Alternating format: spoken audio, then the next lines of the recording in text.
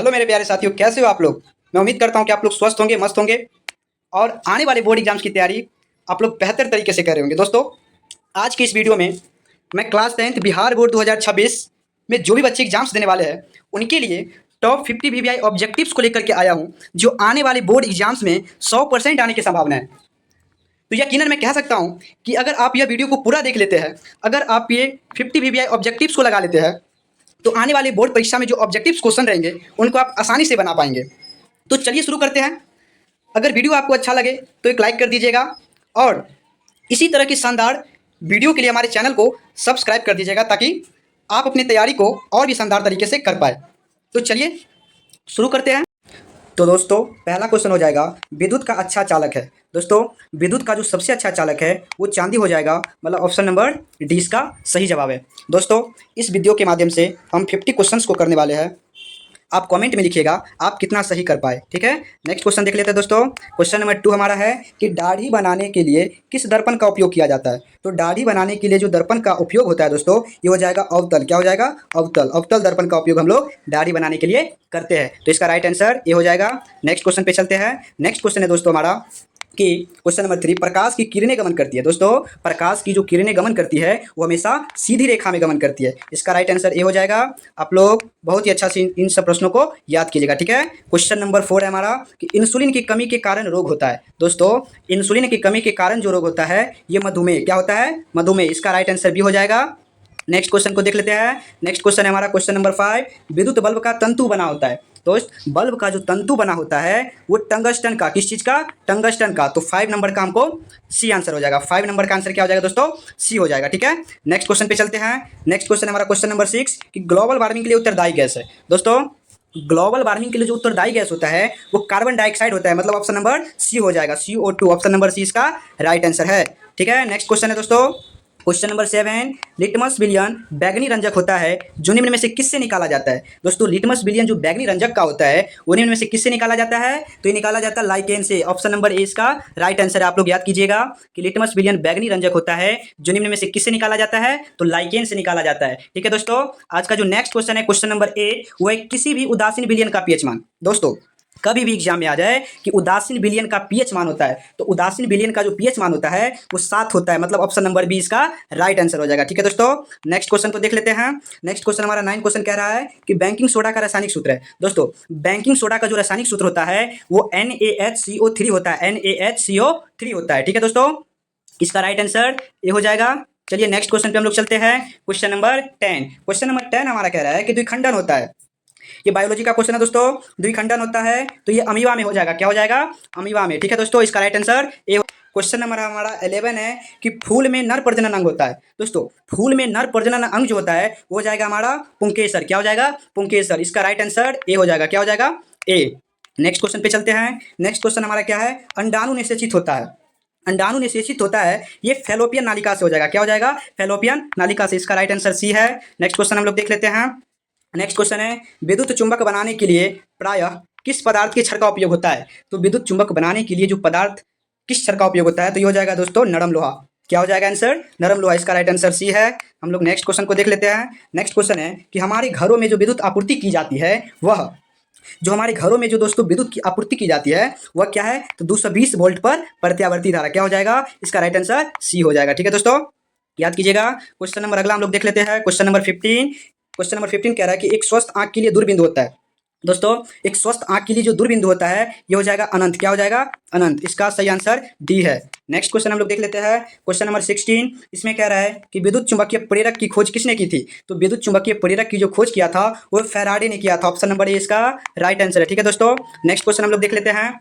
Question number 17, जो नेत्र निकट स्थित वस्तु को साफ नहीं देख सकता उस नेत्र में होता है। दोस्तों, जो नेत्र निकट के वस्तु को नहीं देख पाएगा, जो निकट के वस्तु को नहीं देख पाएगा उसमें हो जाएगा दूरदृष्टि दोष। क्या हो जाएगा? दूरदृष्टि दोष। दोस्तों, इसी में अगर ये क्वेश्चन रहता कि जो दूर के वस्तु को नहीं साफ देख पाएगा उसमें होगा निकट दृष्टि दोष, ठीक है दोस्तों। नेक्स्ट क्वेश्चन पे चलते हैं। वीवीआई क्वेश्चन है, याद कर लीजिएगा। नेक्स्ट क्वेश्चन है दोस्तों क्वेश्चन नंबर 18 कि कौन सा धातु कमरे के ताप पर द्रव होता है। तो कौन सा धातु है जो कमरे के ताप पर द्रव होता है? तो ये हो जाएगा आपका ब्रोमीन हो जाएगा। ऑप्शन नंबर 20 का राइट आंसर हो जाएगा, ठीक है। क्वेश्चन नंबर 19 पे चलते हैं।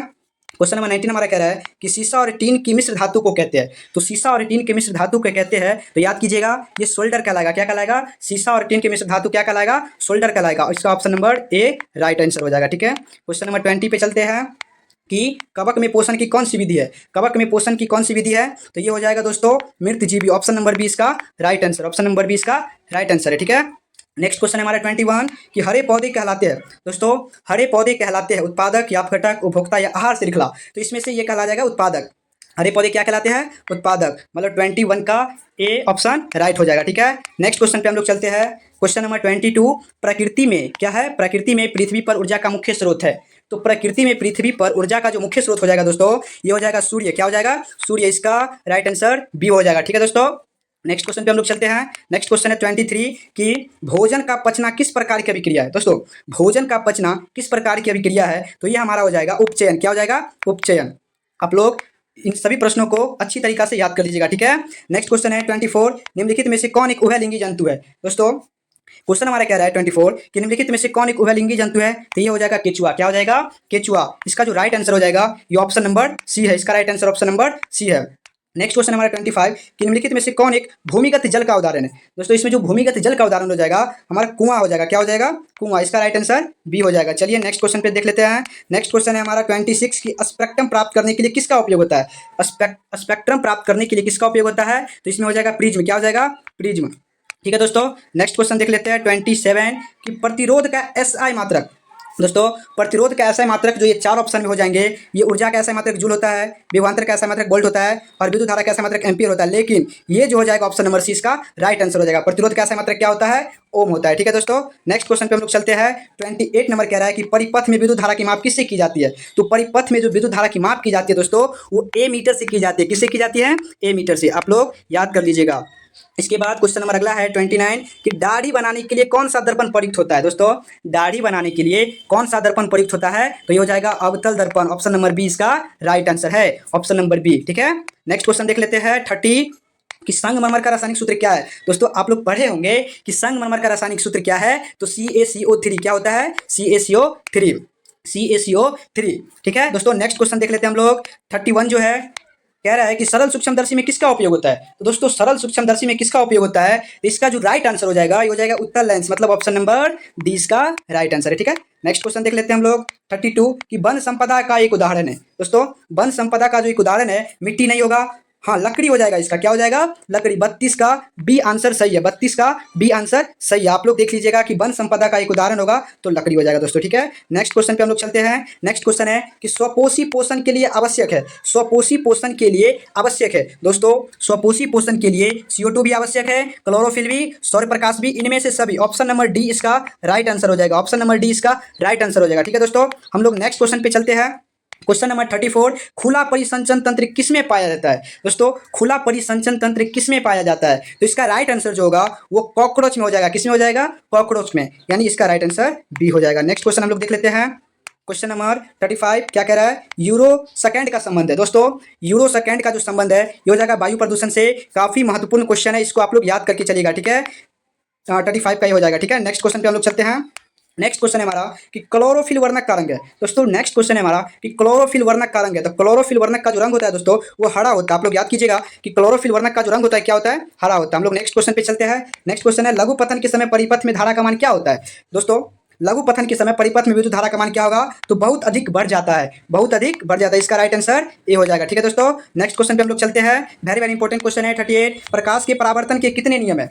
सभी को पता होगा दोस्तों कि प्रकाश के परावर्तन के कितने नियम होते हैं? 2 नियम। दोस्तों या तो परावर्तन के नियम पूछे वो भी 2 होगा, या अपवर्तन के नियम पूछे वो भी 2 ही होगा। चलिए इसका राइट आंसर भी हो जाएगा। नेक्स्ट क्वेश्चन पे चलते हैं हम लोग। क्वेश्चन नंबर 39 कह रहा है दोस्तों कि किसी विद्युत बल्ब से 220 वोल्ट पर 2 एम्पियर की धारा प्रवाहित होती है तो फिलामेंट का प्रतिरोध होगा। दोस्तों प्रतिरोध का आप लोग फॉर्मूला पढ़े होंगे साइंस में, R बराबर V बट्टा A। ठीक है दोस्तों, तो यहाँ पर क्या होता है? वोल्ट कितना दिया हुआ है? 220। 220 को आप ऊपर में रखेंगे, इसके बाद एम्पियर को नीचे में 2 रखेंगे नीचे में। ठीक है, 2A। ठीक है दोस्तों, यहाँ पे आप इसको काटिएगा तो आएगा 110 और 110 और प्रतिरोध का जो ऐसा यूनिट होता है वो ओम होता है। क्या होता है दोस्तों? ओम होता है। तो यहाँ पे 110 ओम इसका राइट आंसर हो जाएगा। ठीक है, क्वेश्चन नंबर 40 जो है दोस्तों समतल दर्पण द्वारा बना प्रतिबिंब होता है। समतल दर्पण द्वारा बना प्रतिबिंब जो होता है ये हो जाएगा काल्पनिक। ऑप्शन नंबर बी इसका राइट आंसर है। इसके बाद नेक्स्ट क्वेश्चन है हमारा क्वेश्चन नंबर 41 विभवांतर का एसआई मात्रक होता है। तो विभवांतर का जो एसआई मात्रक होता है ये हो जाएगा वोल्ट। इसका ऑप्शन नंबर सी जो है वो राइट आंसर है। ठीक है दोस्तों, नेक्स्ट क्वेश्चन पे हम लोग चलते हैं। क्वेश्चन नंबर 42 किसमें अलैंगिक जनन मूलकण द्वारा होता है। तो किसमें अलैंगिक जनन मूलकण द्वारा होता है, तो इसका जो राइट आंसर हो जाएगा ईस्ट। क्या हो जाएगा? ईस्ट, यानी 42 का जो हो जाएगा 42 का ए नंबर ऑप्शन सही है। नेक्स्ट क्वेश्चन पे हम लोग चलते हैं। नेक्स्ट क्वेश्चन 43 कह रहा है कि ओजोन परत पाई जाती है।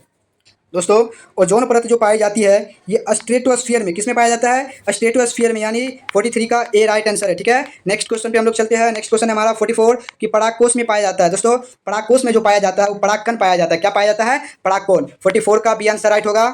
नेक्स्ट क्वेश्चन पे हम लोग चलते हैं। क्वेश्चन नंबर 45 ग्वाइटर अथवा घेघा पनपता है। दोस्तों ग्वाइटर अथवा घेघा जो पनपता है वो आयोडीन की कमी से, किसकी कमी से? आयोडीन की कमी से। 45 का बी आंसर सही हो जाएगा। ठीक है दोस्तों, नेक्स्ट क्वेश्चन हमारा है 46 कि विद्युत फ्यूज विद्युत धारा के किस सिद्धांत पर कार्य करती है। तो विद्युत फ्यूज जो है वो विद्युत धारा के किस सिद्धांत पर कार्य करता है? तो उसमें सिद्धांत पर। किस सिद्धांत पर? उसमें सिद्धांत पर। इसका राइट आंसर ए हो जाएगा, आप लोग याद कर लीजिएगा। ठीक है, नेक्स्ट क्वेश्चन है हमारा 47 कि बैटरी से किस प्रकार की धारा प्राप्त होती है। दोस्तों बैटरी से किस प्रकार की धारा प्राप्त होती है? तो डिस्ट धारा। कौन सी धारा? डिस्ट धारा। आप लोग अच्छा से याद कीजिएगा कि बैटरी से जो धारा प्राप्त होगी वो डिस्ट धारा होगी। ठीक है, नेक्स्ट क्वेश्चन है हमारा 48 कि अम्लीय विलयन का पीएच मान होता है। दोस्तों अम्लीय विलयन का पीएच मान जो होता है वो 7 से कम होता है। जब क्षारीय का पूछेगा तो 7 से अधिक होगा और उदासीन का पूछेगा तो 7 के बराबर, लेकिन अम्लीय का जब पूछेगा तो वो 7 से कम हो जाएगा। मतलब इसका राइट आंसर बी है। ठीक है दोस्तों, इससे 3 क्वेश्चन बन सकता है। पहला, अम्लीय विलयन का पीएच मान पूछे तो 7 से कम होगा, क्षारीय का पूछे तो 7 से अधिक होगा, लेकिन उदासीन विलयन का पीएच मान पूछे तो 7 के बराबर हो जाएगा। ठीक है दोस्तों, नेक्स्ट क्वेश्चन हम लोग देखते हैं। क्वेश्चन नंबर 49 कि उत्पाद किसमें पाया जाता है। दोस्तों उत्पाद किसमें पाया जाता है, ये हो जाएगा इसका राइट आंसर अमीबा, यानी 49 का आंसर सी आंसर इसका सही हो जाएगा, सी ऑप्शन। ठीक है, नेक्स्ट क्वेश्चन पे हम लोग चलते हैं और ये अंतिम क्वेश्चन है आज की क्लास का। 50 नंबर क्या कह रहा है कि निकट दृष्टि दोष को दूर करने के लिए किस लेंस का व्यवहार होता है। दोस्तों निकट दृष्टि दोष को दूर करने के लिए हम लोग अवतल लेंस का उपयोग करते हैं। किस चीज का? अवतल लेंस का व्यवहार होता है। ठीक है, लेकिन अगर दूर दृष्टि में पूछे तो दूर में हो जाएगा उत्तल। इसका राइट आंसर बी है। निकट दृष्टि दोष दूर करने के लिए जो किस लेंस का व्यवहार होता है तो यह जाएगा अवतल। तो मैं उम्मीद करता हूँ कि ये जो 50 क्वेश्चन है आप लोग अच्छे से याद कर लेंगे। और अगर अभी तक आप लोग इस वीडियो को लाइक नहीं किए तो प्लीज़ एक लाइक कर दीजिए और इसी तरह के शानदार वीडियो के लिए हमारी इस चैनल से जुड़ जाइए। बाकी मिलते हैं नेक्स्ट वीडियो में, तब तक के लिए थैंक यू। जय हिंद, जय भारत।